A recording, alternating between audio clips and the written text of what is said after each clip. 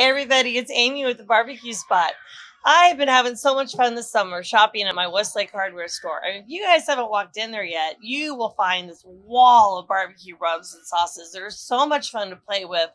Just discovering something new, new recipes, new flavor profiles. I thought it would be kind of fun to introduce you to some of the pit masters behind the products, find out what their favorites are, and share that with you for your cooking in your backyard. So we're here today with Megan Day, Burnt Finger Barbecue.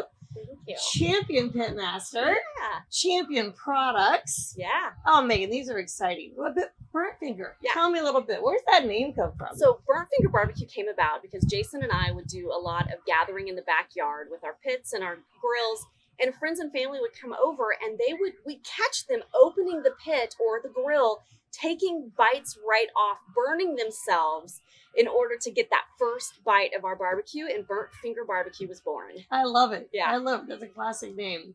All right. So you're a Kansas City company. Yes. So you got Smokey Kansas City rub. Yes. You got a Smokey Kansas City sauce. Tell me a little bit about your products, how you come up with them, how are they going to stand out and be different when I'm cooking in my backyard? So it was very important to us when we were in the competition world to make sure that we had a consistent base flavor. We wanted a good color, which is the paprika that you see in here, some garlic, some onion, really nice balanced flavors, a little bit of sweet, a little bit of some heat that you feel, more of a warming palate.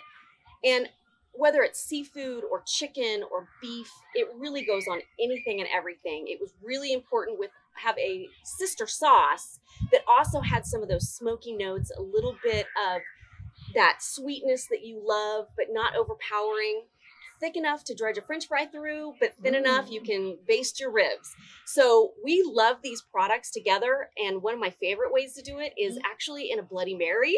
Ooh, yeah. yum. So Jason and I have the Burnt Finger Barbecue Bloody Mary, where we do a little bit of our seasoning and add some of this as part with some of the tomato juice. It is just a party favorite. Are you willing to share that recipe? I would share that, absolutely. All right, folks, there will be a link here you can go to get Burnt Finger Barbecue Bloody Mary recipe. Go down to your Westlake hardware store, find these fabulous products, and oh my gosh, get in the backyard and have some fun.